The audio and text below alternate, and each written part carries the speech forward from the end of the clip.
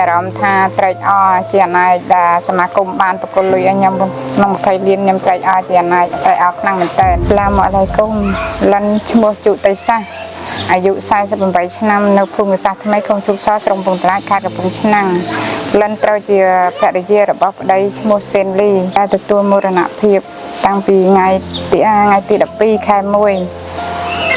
2024ពីអ្នកប្តីប្រពន្ធបានចុះឈ្មោះជាសមាជិកតាមមន្ត្រីមូលដ្ឋានគាត់ចុះមកផ្សព្វផ្សាយនៅភូមិសាស្ត្រថ្មីក្រុងជោគសរស្រុកកំពង់ត្រាចខេត្តកំពង់ឆ្នាំងថ្ងៃនេះលិនបានទទួលកញ្ចប់ជាទឹកប្រាក់ចំនួន20លានពីសមាគមអ៊ីស្លាមយើងពិតមែនហើយខ្ញុំសូមអំពាវនាវដល់ប្រជាពលរដ្ឋខ្មែរអ៊ីស្លាមយើងទាំងអស់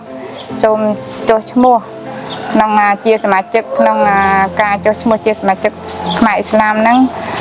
ឲ្យបានច្រើនព្រោះអីសមាគមនឹងល្អយើងអាចជួយដោះតល់ពីបញ្ហាជីវភាពយើងដែលលំបាក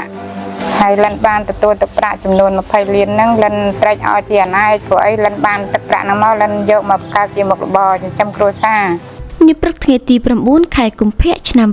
2024លោកសេនសាម៉ាននាយកប្រតិបត្តិនៃសមាគមអាម៉ាណាតាកាហ្វុលកម្ពុជានិងតំណាងដ៏ខ្ពង់ខ្ពស់ឯកឧត្តមបណ្ឌិតអ៊ូស្មានហាសាន់ប្រធានក្រុមប្រឹក្សាភិបាលនៃសមាគមអាម៉ាណាតាកាហ្វុលកម្ពុជាបានដឹកនាំក្រុមការងារថ្នាក់កណ្ដាលអញ្ជើញសួរសុខទុក្ខនិងពំនាំថវិកាចំនួន20លានរៀលឧបត្ថម្ភជូនដល់ក្រុមគ្រួសារលោកសេនលីអតីតសមាជិកភាពដែលបានទទួលមរណភាពកាលពីថ្ងៃទី12ខែមករាឆ្នាំ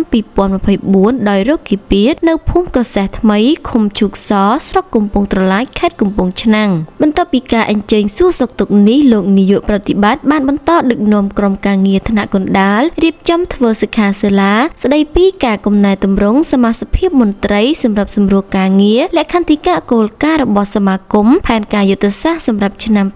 2024និងធានាឲ្យបានថាក្រុមការងារនៃសមាគមអាម៉ាណាតាកាហ្វុលកម្ពុជាខេត្តកំពង់ឆ្នាំងអាចសម្រេចបានទៅតាមទិសដៅប្រកបដោយប្រសិទ្ធភាពខ្ពស់ក្រុមកិច្ចស្វាគមន៍យ៉ាងកក់ក្ដៅពីលោកម៉ាត់ណូប្រធានសមាគមអាម៉ាណាតាកាហ្វុលកម្ពុជាខេត្តកំពង់ឆ្នាំងព្រមទាំងអនុប្រធានលេខាធិការដ្ឋាននិងភ្នាក់ងារសម្រាប់សម្រួលមានចំនួនជាង30នាក់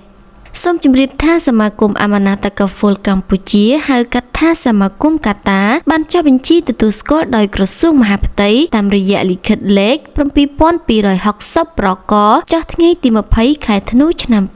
2022ដោយផ្ដោតសំខាន់លើការប្រមូលផ្ដុំសមាជិកភាពប្រាក់សតកោះនិងសាកាត់ដើម្បីជួយគ្នាទៅវិញទៅមកក្នុងគ្រាមានអាសន្នណាមួយនិងរួមចំណែកយ៉ាងសំខាន់ក្នុងការអភិវឌ្ឍសហគមន៍លើកកម្ពស់ជីវភាពរស់នៅរបស់ប្រជាពលរដ្ឋខ្មែរអ៊ីស្លាមកាន់តែល្អប្រសើរយុវជនមូស្លីមអាចបន្តការសិក្សាអប់រំនិងឱកាសការងារបង្កើនលទ្ធភាពការងារមនុស្សធម៌ជួយដល់ស្ត្រីមេម៉ាយកុមារកំព្រាចាស់ជរាហាគមគ្រូបង្រៀនមូស្លីមនៅទូទាំងប្រទេសដែលទទួលបានការទុកចិត្តពីថ្នាក់ដឹកនាំអាជ្ញាធរមូលដ្ឋាននិងប្រជាពលរដ្ឋនិងសាសនិកអ៊ីស្លាមកម្ពុជានៅគ្រប់តំបន់មូលដ្ឋានសហគមន៍សមាគមអាម៉ាណាតាកាហ្វុលកម្ពុជាសម្រេចបានលទ្ធផលជាផ្លែផ្កានិងបានបោះជំហានយ៉ាងសំខាន់ក្នុងការពង្រីកវិសាលភាពរបស់ខ្លួននាពេលបច្ចុប្បន្នដំណើរការបាននៅទូទាំងប្រទេសរួមមានរាជធានីភ្នំពេញកណ្ដាលកំពង់ឆ្នាំងពោធិ៍សាត់បាត់ដំបងកំពង់ចាមត្បូងឃ្មុំក្រចេះស្ទឹងត្រែងនិងកំពតមានមន្ត្រីភ្នាក់ងារចំនួន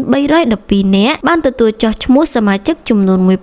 1069នាក់បានផ្ដល់ជំនួយហិរញ្ញវត្ថុមនុស្សធម៌សរុបចំនួន34លាន750,000រៀលជួយដល់សមាជិកក្រីក្របុគ្គលចាស់ជរានិងស្ត្រីមេម៉ាយដោះស្រាយបាននូវទុក្ខលំបាកនិងតម្រូវការចាំបាច់របស់សមាជិកខ្លួននៅក្នុងសហគមន៍